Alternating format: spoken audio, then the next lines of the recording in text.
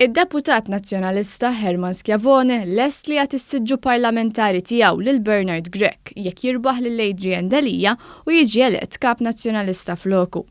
Minħabba li Bernard Grech qatt ma kontesta elezzjoni ġenerali kien se jkollu problema kif se jakkwista s-siġġu parlamentari jekk isir kap nazzjonalista biex imbagħad ikun jista' jsir kap tal-Oppożizzjoni. Mal-ġurnal Independent, Herman Schiavone qal li huwa lest li jċedilu s-siġġu parlamentari tiegħu. 3 snin ilu Herman Schiavone kien ikkampanja qatih sabiex Adrian Delija jiġi elett kap nazzjonalista. Kien ikun miegħu kullimkien u kien meqjus bħala persuna ta' fiduċja u lejha lejn Delija. Fil-fatt hu magħruf li Schiavone mexxa l-kampanja ta' Delija.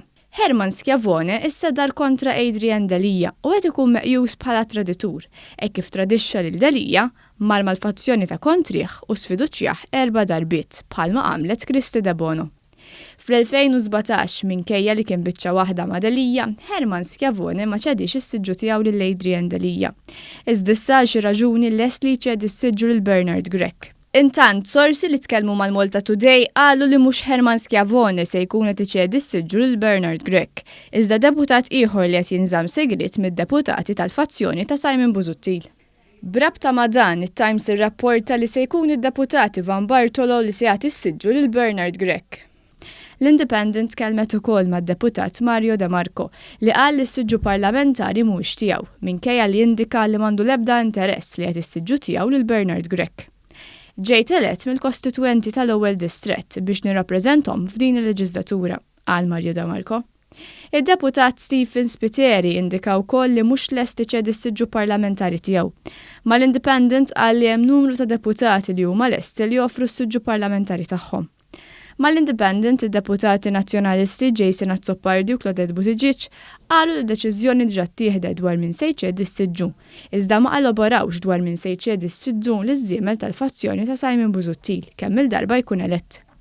Dan fil-waqt li d-deputat Karl Guder qal li għandna nistennew sakemm naslu sem, jiġifieri sakemm Bernard Grech jiġi elett kap nazzjonalista. Meta Adrian Delija ġib bżonn xi ħadd iċedilu s-siġġu kien Jean-Pierre De Bono li finalment ċedihulu biex il-kap jidħol fil-Parlament. 3 snin ilu għalkemm Delija kien qal li mhux se jsib problema biex jidħol fil-Parlament, l-affarijiet kienu twalu ftit u finalment kien De Bono li sagrifika kollox. Ftit tal-jiem ilu l-eks kunsillier nazzjonalista u esponent ewlieni mill-fazzjoni ta' Delija, Andre Grech, żvela l meta Jean-Pierre De Bono kien ġeda s-siġġu parlamentari tiegħu biex il-kap nazzjonalista Adrian Delija jkun jista' jidħol fil-Parlament, sar attentat biex Adrian Delija ma jsirx deputat parlamentari u kap tal-Oppożizzjoni.